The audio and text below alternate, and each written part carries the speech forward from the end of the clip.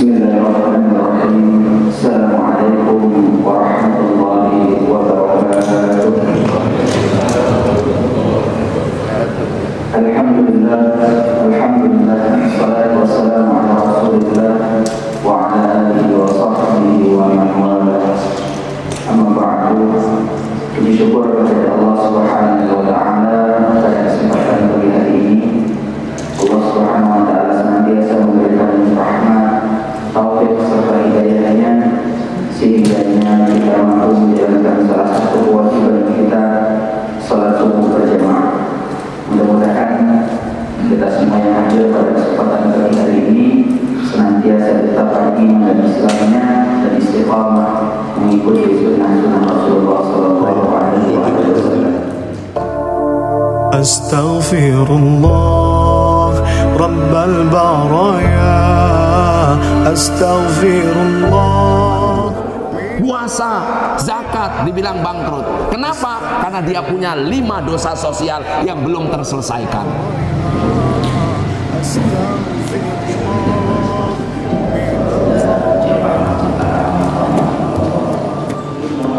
Yang dibawa oleh Rasulullah SAW.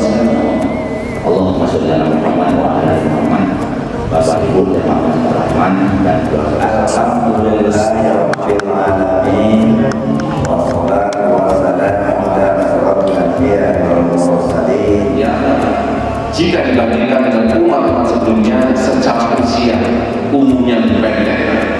Kata Rasulullah SAW, umat Islam itu umurnya dari 60 sampai 70-an, sekitar itu umurnya.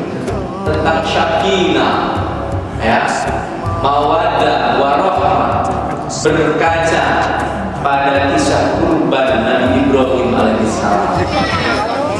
Jemaah majelis kajian rutin Masjid Ar-Rahman dan Allah Subhanahu wa taala, sebagaimana biasanya insyaallah pada kesempatan pagi hari ini di 26 September 2021 kembali kita sama-sama akan duduk dan mendengarkan tausiah agama. Insyaallah pada kesempatan pagi hari ini akan disampaikan oleh Al-Mukarram Ki Haji Ismail Saleh Mahadi yang alhamdulillah telah hadir di tengah-tengah kita. Kiranya kita dapat menyimak dengan seksama dan mudah-mudahan dengan duduk dan menyimaknya kita pada majelis ini Allah akan turunkan kepada kita sakinah dan juga tambahkan kepada kita pengetahuan ilmu agama yang insyaallah menjadikan kita dalam jalan dan ketaatan di hadapan Allah Subhanahu wa taala. Pada Kiai Saleh insyaallah seperti biasa nanti sebelum syuruh mohon kiranya kami diberikan kesempatan untuk berdiskusi, berdialog dan bertanya. Kiranya ada hal yang nanti perlu diberikan pencerahan. Oleh karenanya mari untuk mengharap kepada Allah Subhanahu wa taala sama-sama kita simak dan kita mulai pada hari ini dengan sama-sama melafazkan basmalah secara bersama. Bismillahirrahmanirrahim. Demikian kepada Allah senantiasa memberikan rahmat kepada kita semuanya. Wabillahi taufiq wal hidayah. Assalamualaikum warahmatullahi wabarakatuh. Assalamualaikum warahmatullahi wabarakatuh. Tabi pun. A'udzu billahi minasy syaithanir rajim. Bismillahirrahmanirrahim. Alhamdulillah. Alhamdulillahi wa kafa. Alladzi wa'adal muttaqina jannatal ma'wa. Asyhadu an la ilaha illallah al-malikul huda wa asyhadu anna sayyidina Muhammadan abduhu wa rasuluhu nabiyyul mustafa. Allahumma shalli ala sayyidina Muhammadin syamsid duha wa badrid duja wa ala alihi wa ashabihi wa atba'ihi ila yaumil ma'wa. Qala Allah Ta'ala fi muhkamit tanzil fa huwa asdaqul qailin. A'udzu billahi minasy syaithanir rajim. Bismillahirrahmanirrahim. Ya ayyuhalladzina amanu taqullaha haqqa tuqatih wa la tamutunna illa wa antum muslimun. Wa qala Rasulullah sallallahu alaihi wasallam, ittaqillaha haitsuma kunta wa atbi'is sayyi'atal hasanata tamhuha wa khaliqin nas bi khuluqin hasanin. Shadaqallahul azim wa sadaqa ala rasulihil karim wa nahnu ala dzalika minasyahidin wa syakirin walhamdulillahi rabbil alamin. Wa ba'du.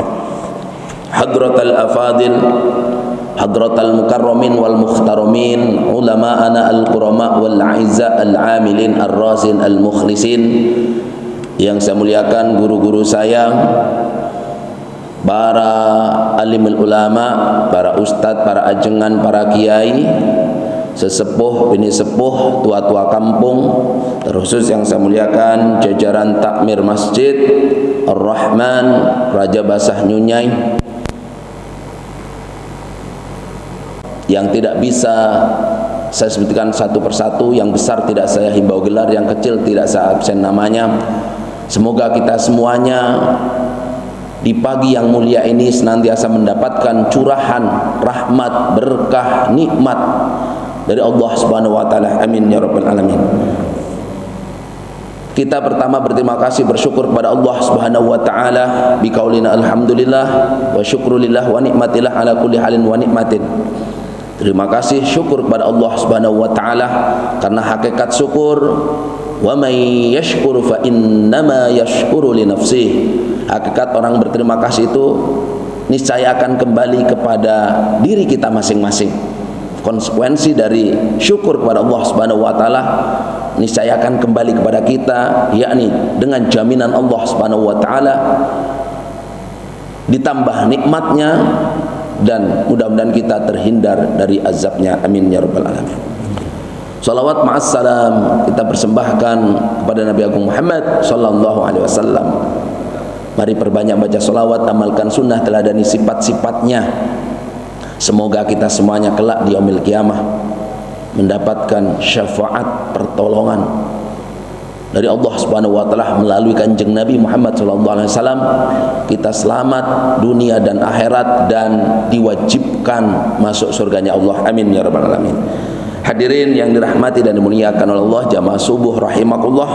Pada kesempatan pagi hari ini kita bersama-sama akan mengkaji dan mengaji tentang sebuah hazanah keilmuan, hazanah Islamiyah, terkhusus kaitannya tentang tamsil-tamsil, amsal-amsal, analogi-analogi, perumpamaan-perumpamaan dalam Al-Quran. Dalam kitab Mabahith fi Ulumil Quran, Syekh Mana'ul Qattan memberikan salah satu bab tentang amsalul Quran, perumpamaan, gambaran-gambaran, analogi, contoh-contoh di dalam Al-Quran yang bermaksud amsal ataupun tamsil tersebut untuk memberikan kesan pesan yang mendalam bagi kita yang membaca, yang mendengar, ataupun yang mendapatkan pesan tersebut. Tadi sengaja ketika saya menjadi imam subuh membacakan surat Luqman, di dalamnya dikatakan ada redaksi yang berbunyi wala tusair khaddaka linnas wala tamshi fil ardi maraha. Jangan engkau palingkan wajahmu dari manusia, memalingkan. Jangan berjalan di muka bumi ini dengan congkak, jumawa dan sombong. Terus di ayat selanjutnya dikatakan inna angkarul aswati la sautul hamir. Sesungguhnya suara yang paling dibenci, yang paling buruk, ini perumpamaan oleh Allah Subhanahu wa taala, dikatakan la sautul hamir, suara keledai. Allah membuat gambaran-gambaran. Apa sih yang dimaksud suara keledai? Kenapa Allah membuat pesan-pesan moral seperti itu? Bahkan di Quran banyak banget gaya bahasa perumpamaan-perumpamaan. Ada juga mathalul ladzina yunfikuna fi sabilillah dan seterusnya. Perumpamaan orang-orang yang mendermakan hartanya di jalan Allah, kamathali habbah, seperti bijian. Nanam satu, tumbuh, kemudian bercabang-cabang, buahnya banyak. Itu gambaran. Juga tadi di rakaat kedua saya baca surat Al-Fil, ka'asfim ma'kul. Gajah itu ditimpukin oleh burung ababil sehingga ia ka'asfim ma'kul, seperti dedaunan yang dimakan ulet. Nah, sehingga keluar kotoran-kotoran dan seterusnya. Artinya itu perumpamaan-perumpamaan. Ada juga innallaha la yastahyi ayyadriba mathalam ma ba'udata. Allah memberikan contoh gambaran sebuah nyamuk. Nah, ternyata pesan-pesan moral di dalam Al-Qur'an melalui perumpamaan-perumpamaan ataupun tamsil-tamsil, amsal-amsal itu banyak sekali. Buat kita yang cerdas dalam menangkap pesan moral tersebut, ternyata ikut berpikir apa sih makna tersirat di balik surat secara tekstual oleh Allah sampaikan.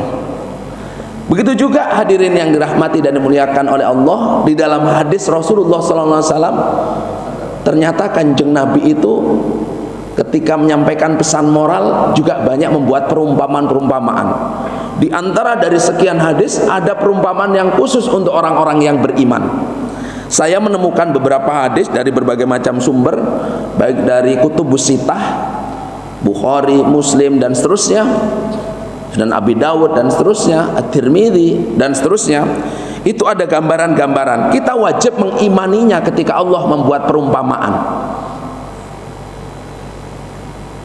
Yang pertama, ini ada gambaran orang mukmin itu seperti cermin.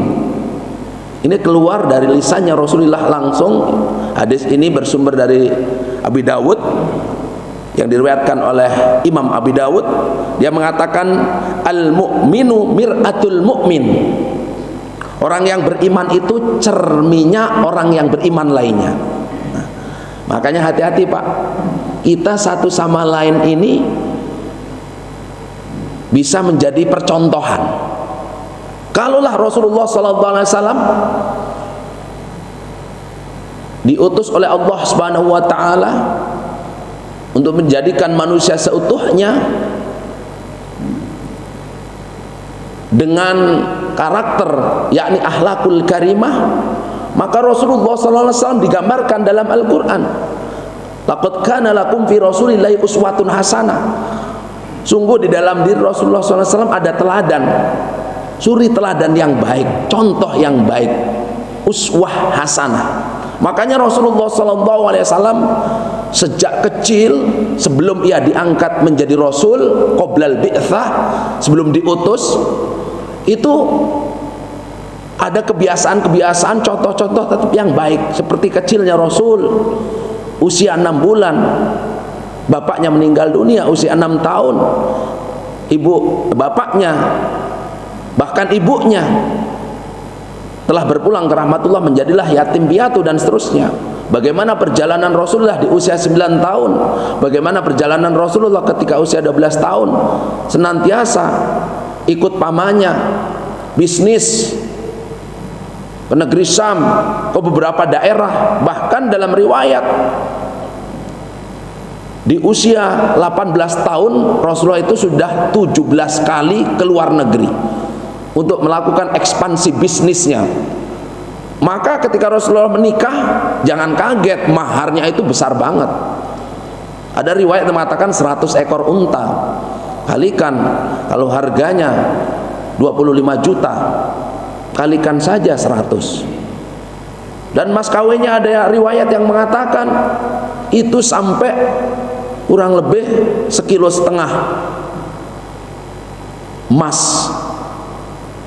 Masya Allah. Berarti Rasulullah itu sudah sukses di usia qoblal bi'tsah, sebelum diutus. Baru di usia 25 tahun dia menikah, nanti usia 40 tahun sudah dideklarasikan secara resmi oleh Allah Subhanahu wa taala menjadi rasul. Itu ada contoh-contoh. Apalagi setelah Rasulullah SAW diutus menjadi rasul, diikrarkan, dideklarasikan, dipastikan di usia 40 tahunnya. Nah, dari usia 40 sampai ke 63 itu Masya Allah contoh teladan yang luar biasa. Maka Rasulullah maksum, terhindar dari perbuatan-perbuatan yang tidak baik. Nah, kita pun sebagai orang yang beriman berat rasanya untuk menyandang status maksum, tidak pernah sama sekali berbuat dosa, nggak pernah bohong, nggak pernah jahat, nggak pernah berkhianat, nggak pernah berbuat ataupun memakan yang subuhat dan seterusnya, apalagi yang haram dan seterusnya. Ini begitu sangat berat. Setidaknya kita orang yang beriman menjadi teladan, menjadi contoh bagi keluarga kita. Apalagi seorang bapak nih, seorang emak tuh, karena anak sejak lahir itu pendidikan paling utama yakni al-bait madrasatul ula. Rumah ini sekolahan kali pertama sebelum anak keluar. Sebelum ke PAUD, TK, SD, SMP, SMA, S1, S2, S3, anak sekolahannya Masya Allah di rahim emaknya 9 bulan 10 hari. Dalam susuan dia 2 tahun. Wa fisaluhu fi amain, tadi saya baca ayatnya. Dan menyapihnya sampai 2 tahun. Maka Bapak Ibu yang punya balita, jangan kita lebih dominan diberikan susu tambahan. Justru susu yang paling utama, ASI yang paling utama itu ya air susu ibu. Kalau bisa 2 tahun, insya Allah psikologis anak, imun anak, kekuatan anak itu lebih dahsyat, kedekatan secara batiniahnya lebih kuat daripada diserahkan kepada susu-susu yang lainnya, termasuk susu sapi. Nah, ini kalau bisa. Makanya orang-orang dulu tambahannya paling tajin, Pak. Bayi-bayi zaman dahulu termasuk saya, asli murni 2 tahun. Bahkan kalau di kampung-kampung masih kita jumpai anak usia 3 tahun, bahkan 4 tahun sudah SD itu masih ngempeng sama emaknya. Zaman dulu. Kalau zaman sekarang Masya Allah bukan ngempeng, baru sebulan sudah disapih, dikasihkan susuannya kepada yang lainnya. Ini sebenarnya kalau kita buka surat Al-Baqarah itu kurang pas, karena di situ ada perintah wal walidatu yurdina auladahunna haulaini kamilaini liman arada ayutimar rodok. Dan hendaklah seorang ibu bagi yang ingin menyempurnakan susuannya, hendaklah disusui anaknya sampai 2 tahun. Ini Masya Allah. Buat kita bapak-bapak yang sudah senior barangkali nanti akan menyambut kehadiran cucunya, kalau bisa sampaikan kepada anak kita, ibunda-ibunda kita untuk menyempurnakan sunnah. Insya Allah berkahnya banyak. Hadirin yang dirahmati Allah, kita menjadi contoh. Ingat, al-mu'minu mir'atul mu'min. Orang yang beriman itu menjadi satu sama lain, menjadi percontohan. Contoh di sini misalnya, diam-diam gerak-gerik takmir masjid, diam-diam gerak-gerik. Misalnya orang tua kita Pak Putra Alam, pengurus masjid kita, Ustadz Alianda dan teman-teman rekan-rekan semuanya, Ustadz kita yang luar biasa misalnya, itu menjadi dikit-dikit itu menjadi teladan loh. Bukan hanya lewat lisan saja. Orang imam aja jadi contoh nih. Dulu orang jadi imam itu perasaan pakai ngaji biasa saja. Sekarang rata-rata copy paste ataupun nyontoh gaya-gaya Imam Masjidil Haram Syekh Abdurrahman As-Sudais. Misalnya, ini satu contoh. Karena tidak langsung itu, secara tidak langsung kita ini satu sama lain tuh menjadi gambaran, menjadi bayang-bayang orang lainnya. Apalagi bapak ibu kepada anaknya. Please deh, tolong jadilah teladan, cermin yang baik. Kalau cerminnya butek, maka produknya juga nggak sempurna. Jadilah cermin yang baik. Ini gambaran pertama.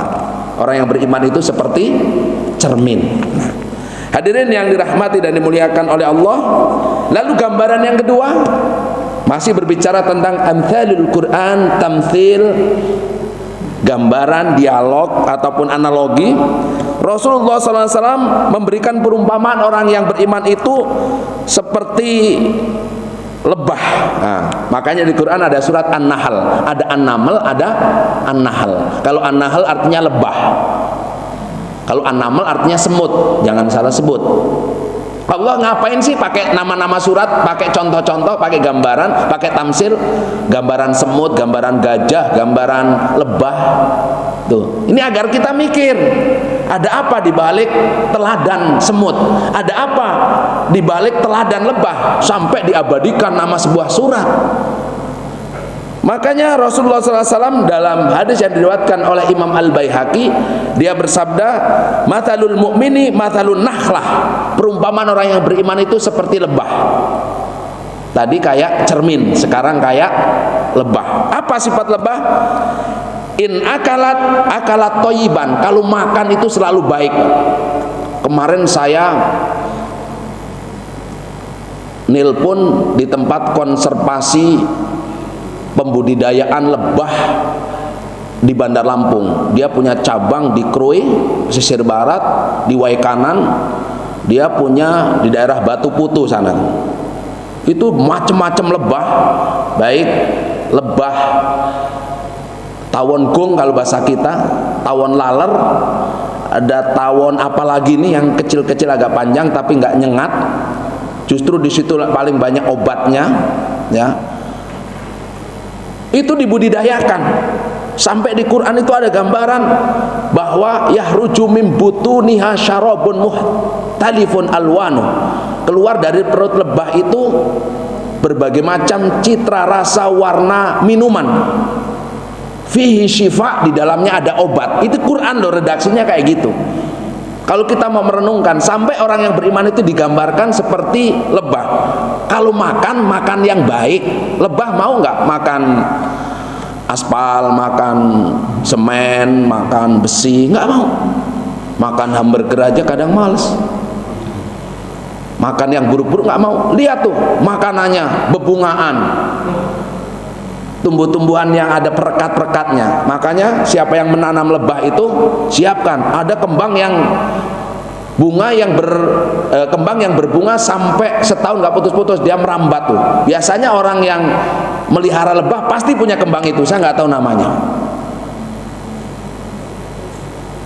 Bunga-bunga macam-macam warna-warni, dia sampai 5 kilo Pak, minimal itu 2 kilo dia mencari makan, sampai 5 kilo dia pulang ke sarangnya dan seterusnya untuk membuat sarang dan menghasilkan madu dan seterusnya. Orang yang beriman itu nyari rezeki begitu juga, bukan 2 kilo, ada yang 5 kilo, ada yang ke mancanegara, ada yang Bang Toyib 5 tahun nggak pulang-pulang, 5 lebaran. Ini mencari rezeki, mencari rezeki yang halal. Ya silahkan, fangtashiru fil ard, silahkan kalian bertebaran di muka bumi ini, silahkan untuk mencari karunia Allah. Tapi ingat, carilah yang baik seperti lebah, mencari yang baik-baik. Ma'akalat ila toyiban, tidak akan makan dia kecuali yang baik-baik. Kemudian wa'in wadu'at toyiban, kalau dia hinggap di tempat yang baik. Makanya nyari rezeki di tempat yang baik. Saya nggak mengatakan harus menjadi pejabat di kantoran ber-AC ruangannya, enggak. Petani, bahkan tukang polong, itu hakikatnya di tempat yang baik, walaupun dia nyoker-nyoker sampah bekas sisa makan manusia, karena dia justru itu mulia.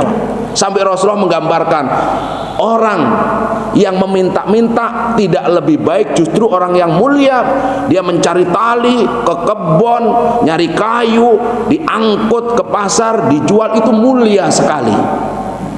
Seperti layaknya saudara-saudara kita, barangkali ada yang kerjaannya yang menurut kita bahkan tidak menjadi harapan dan pilihan kita, kerja di tempat yang kotor. Bukan itu yang dimaksud.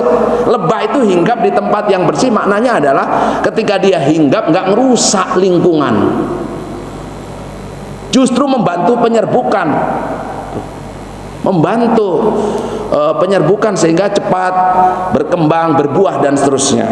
Kemudian wa in waqa'at ala udin nahirin lam taksirhu.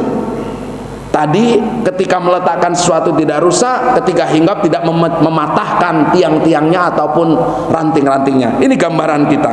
Makanya saudaraku yang dirahmati oleh Allah, kita pun setiap hari mencari rezeki loh. Jadilah seperti lebah, mencarinya halal, mendapatkannya juga halal, yang dikeluarkan juga luar biasa berkah manfaat. Tapi kalau diusik jangan salah, disengat. Bahkan sengatannya menjadi terapi sekarang, Pak. Terapi pengobatan stroke melalui sengatan tawon misalnya.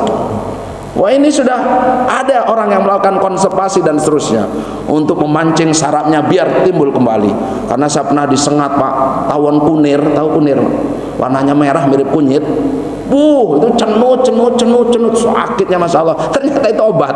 Setelah seminggu itu kok enteng, biasanya pusing-pusing, ternyata racunnya hilang melalui sengatan tawon kunyit. Wallahu a'lam bishawab. Hadirin yang dirahmati oleh Allah Subhanahu wa taala, gambaran berikutnya,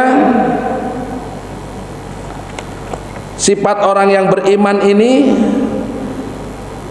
seperti pohon kurma. Gambaran tamsilan orang yang beriman itu seperti kurma, seperti pohon kurma. Sampai Rasulullah mengatakan, hadis ini diriwayatkan oleh Imam At-Tabrani, mathalul mu'mini mathalun nakhlah. Tadi nahlah, sekarang nakhlah. Mirip, Pak, kurma ini bahasa Arabnya dengan madu ataupun lebah. Nahlah pakai hak kecil itu artinya lebah. Nahlah pakai kho itu artinya pohon kurma. Makanya hati-hati kalau ngaji, fasohahnya, mahrotnya jangan ketukar. Tadi mathalul mu'mini kamathalin nahlah, yang berikutnya mathalul mu'mini kamathalin nakhlah. Cuman beda kok, tapi pelafalannya itu mirip-mirip. Perumpamaan orang yang beriman, mathalul mu'mini kamathalin nakhlah, seperti pohon kurma. Ma'akhotta minha min syai'in nafa'aka, apapun yang diambil dari semua yang berasal dari kurma itu ada manfaatnya. Kalau kita di Indonesia nggak usah jauh-jauh, nggak usah maksain nanam kurma, ya, karena sekarang ada orang yang maksain untuk membuat ikon Islam, religi syar'i, ditanamin kurma, nggak tumbuh-tumbuh. Ya ada sih yang tumbuh. Kita sudah punya kok pohon kelapa. Manfaatnya, ya anggap saja kalau di Indonesia bukan kurma lah, kelapa lah. Adakah yang tidak bermanfaat dari kelapa? Semuanya bermanfaat.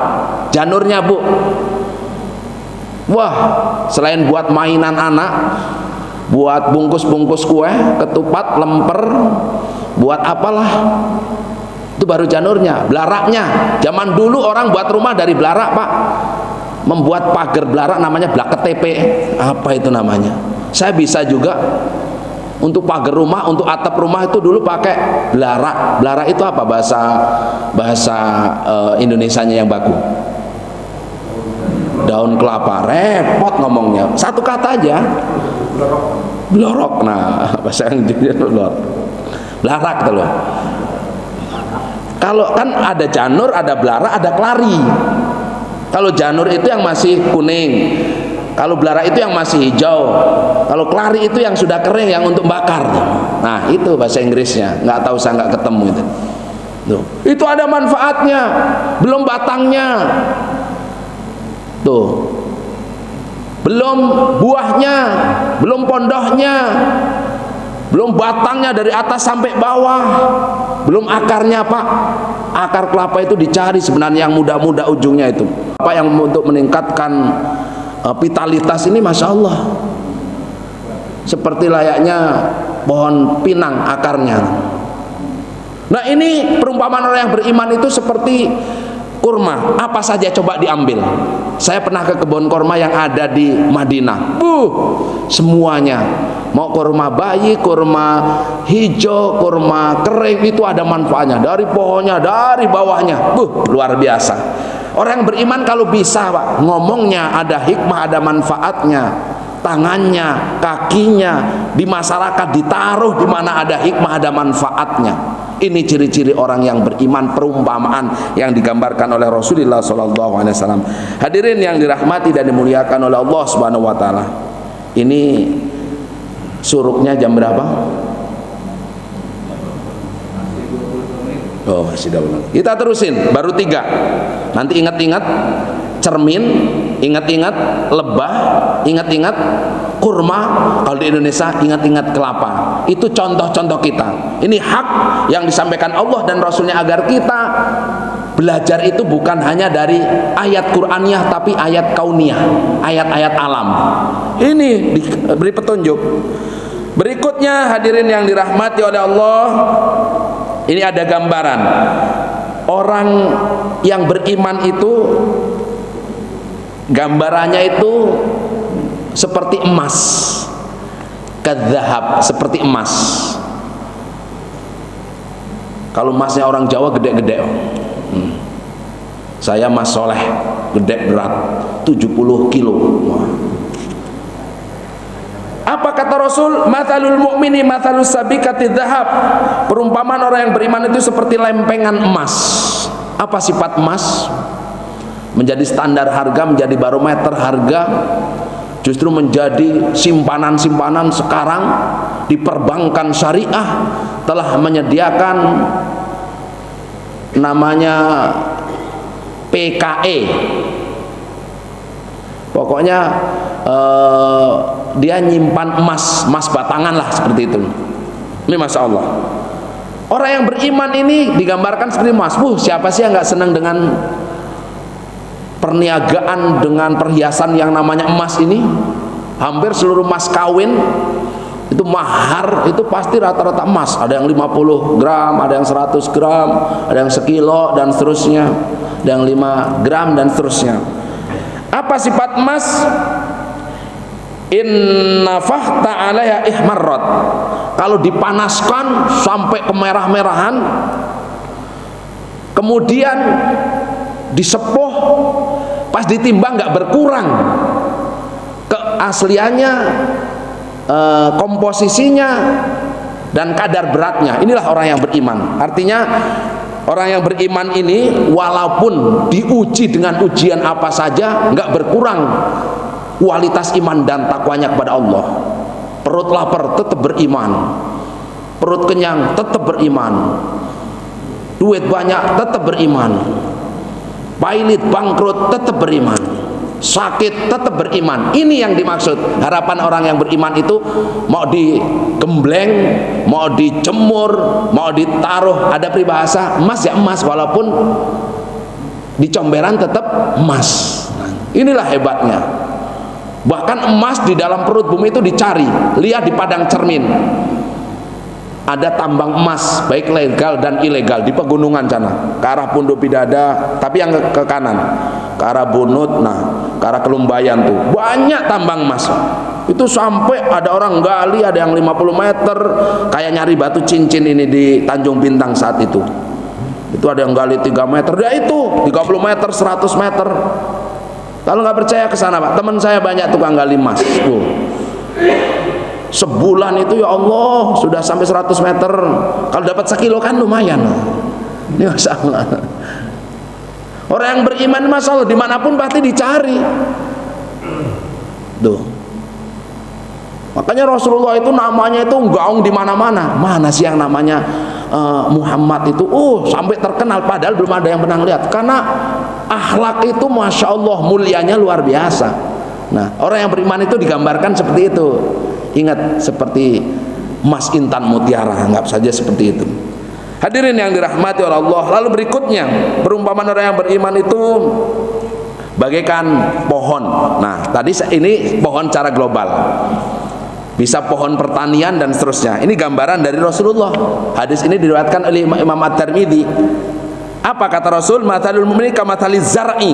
Perumpamaan seorang mukmin adalah seperti pohon. La tazalur riyah tufi'uhu. Angin selalu menerpanya sehingga ia miring ke kiri, miring ke kanan. Wala yazalul mu'mini yusibu bala'un. Seorang mukmin senantiasa mengalami cobaan seperti pohon. Orang yang beriman itu, makanya ada peribahasa semakin pohon tinggi semakin terpaan anginnya kencang. Ternyata Rasulullah itu menggambarkan dengan berbagai macam tamsilan agar kita mikir. Makanya orang yang jabatannya tinggi itu desas-desus, isunya bulinya semakin tinggi Pak. Seperti presiden kita, diserang habis-habisan. ngenyek, menghina, mencaci ikon negara yang sah secara hukum, secara konstitusi. Yang ngenyek itu daftar RT aja nggak jadi padahal, Pak. Ini kadang-kadang Masya Allah, semakin orang tinggi, makanya kalau kita nggak kuat derajat, jangan jadi pohon tinggi-tinggi, Pak. Pasti siap terpaan angin. Enjoy saja, nikmati saja, fleksibel aja. Diserang dari kiri, miring kiri. Diserang dari kanan, miring. Dari kiri, miring. Tapi tetap tegar. Orang yang beriman itu pasti akan diserang seperti pohon. Diserang angin. Ujian, cacian, makian, bala. Makanya kalau saya dicaci, dimaki, dihina itu senang banget. Saya terima kasih pada orang yang mencaci saya. Pertama, ngurangin dosa saya. Dosa kita ini diambil orang yang mencaci, Pak. Pahala dia diberikan kepada kita loh, Pak. Ada hadis muflis. Hadis ini sering disampaikan kalau Idul Fitri. Siapa orang yang muflis? Muflis itu bangkrut, pailit. Orang yang sholat, zakat, puasa, haji itu bangkrut. Kenapa? Dia punya pahala puasa, zakat, tapi suka ngenyek orang. Pahala puasa, haji, zakatnya besok dikasihkan orang yang dinyek. Alhamdulillah kan kalau dinyek kan, Pak. Dicaci. Itu orang beriman. Makanya kalau kita dikasih pupuk, kotoran ayam, kotoran kambing, kotoran sapi, ditaruh di pohon, pohonnya akan rindang. Pupuk itu hakikatnya mau merindangkan kita, membuat kita makin tumbuh, berbunga, berbuah, berlimpah. Nah, ini gambaran orang yang beriman. Hadirin yang dirahmati dan dimuliakan oleh Allah Subhanahu wa taala, makanya orang beriman itu ditakjubin, menakjubkan, dicaci dapat pahala, dicoba dapat pahala, dan seterusnya. Hadirin yang dirahmati oleh Allah, ada juga ini yang sering kita hafal, perumpamaan orang yang beriman, al mu'minu lil mu'mini kal bunyan, seperti satu bangunan, ya syuddu ba'duhu ba'dha, satu sama lain saling mengukuhkan. Ini sering kita dengar. Masjid ini kan konstruksinya luar biasa, mulai dari cakar ayamnya, saya yakin ada cakar ayamnya karena tingkat, pondasinya, tiangnya, ada yang menjadi tembok, ada yang menjadi kusen-kusen, ada yang menjadi atap, satu sama lain saling menguatkan. Jangan protes. Orang yang beriman ada yang jadi petani, alhamdulillah. Lampung ini penghasil beras, produksi beras yang luar biasa. Belum singkongnya, belum sawitnya, belum tebunya misalnya kan. Ini luar biasa. Lumbung pangan yang luar biasa. Nah, kita gambaran seperti bangunan, Pak, kalbunyan. Orang yang beriman seperti bangunan. Makanya jangan protes. Masak lantai keramik, protes dengan atap genteng. Enak ya, kamu numpang. Kata siapa numpang? Nggak mikir di bawahnya keberatan. Kata siapa? Saya kejemur, kepanasan, kehujanan tiap hari. Coba kalian itu teduh karena saya, dan seterusnya. Kata genteng. Kata lantai, lantai itu juga susah, diinjek-injek, dipel-pel. Bahkan ada lantai itu kadang kejatuhan kotoran-kotoran dan seterusnya. Tiang, enak ya kamu cuman berdiri doang. Kata siapa? Pegel. Tuh. Tembok, kata siapa? Enak kamu cuman nyamping saja. Saya disandarin buat tidur misalnya. Macem-macem itu. Jangan protes, orang yang beriman begitu juga. Ada yang jadi presiden, ada yang jadi gubernur, ada yang jadi wali kota, ada yang jadi direktur, ada yang jadi macam-macam lah. Dari semua profesi itu ada. Inilah orang yang beriman, satu sama lain saling menguatkan. Hadirin yang dirahmati Allah, yang terakhir, perumpamaan orang yang beriman itu, ini hadisnya sering kita dengar. Tadi kalbunyan, kazar'i, kalbunyan itu seperti bangunan. Kazar'i seperti pohon, kanahlah pakai ho seperti kurma, kanahlah nggak pakai hak seperti. Terus kal mir'ah, mir'ah itu cermin dan seterusnya. Terus berikutnya yang terakhir, gambaran orang yang beriman melalui pendekatan studi amthalul Quran. Perumpamaan orang dalam Al-Quran, kita ngambil kutipan-kutipan hadis. Matalul mu'mini fitawadihim wa tarahumihim wa ta'atufihim. Perumpamaan orang yang beriman, saling mencintai, saling berkasih sayang. Matalul jasadi kal jasadil wahid, seperti tubuh, satu tubuh nih. Idza staka bihi udwun, apabila organnya merasakan sakit, kaki kita kesandung batu,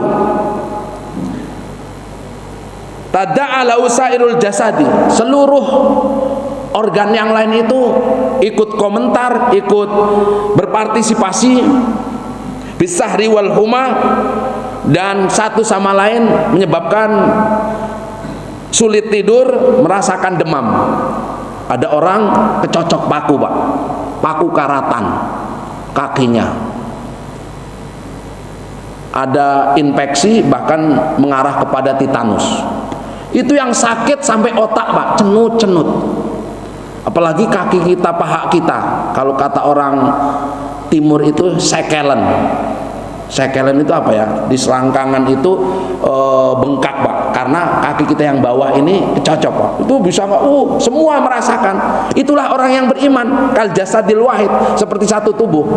Kalau satu sakit, yang lain ikut peduli. Inilah kepedulian, saudaraku. Ayo, ini ada salah satu jamaah kita sakit, kok kita cuek? Tetangga kita kesusahan, kelaparan dan seterusnya, kita nggak peduli. Bisa dipertanyakan melalui pendekatan hadis ini, melalui perumpamaan ini. Sepertikah kita jasad wahid, satu bangsa, satu negara?